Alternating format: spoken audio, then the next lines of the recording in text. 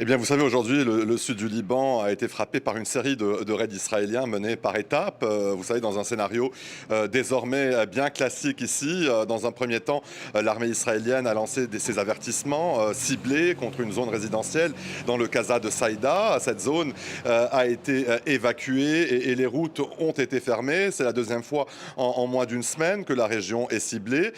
Et donc, environ une heure après cet avertissement, eh bien, l'aviation israélienne est passée à l'action. Plusieurs frappes ont visé le site menacé avec, vous savez, des explosions entendues à plusieurs kilomètres à la ronde. Plus tôt dans la journée, d'autres vagues de frappes avaient déjà touché des régions du sud Liban. Certains médias évoquent au moins 25 frappes accompagnées de survols aériens continus. Le message donc israélien est très clair. Tsahal affirme viser donc des tunnels du Hezbollah, des infrastructures militaires du Hezbollah aussi. Le Hezbollah qu'Israël accuse de violer l'accord de cessez-le-feu en tentant donc de se maintenir dans la région ou de reconstituer ses capacités dans la région du sud Liban.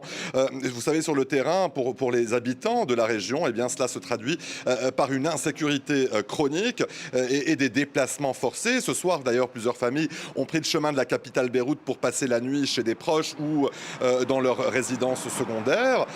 Ces frappes donc interviennent alors que l'armée libanaise, elle, s'apprête dans les prochaines semaines à donc entamer la deuxième phase de son plan de désarmement du Hezbollah dans la zone qui s'étend cette fois du nord du fleuve Litani jusqu'au fleuve Awali. C'est près de la ville de Saïda. Et justement, l'essentiel des frappes israéliennes aujourd'hui dans le sud Liban se sont concentrées donc dans cette région au nord du fleuve Litani.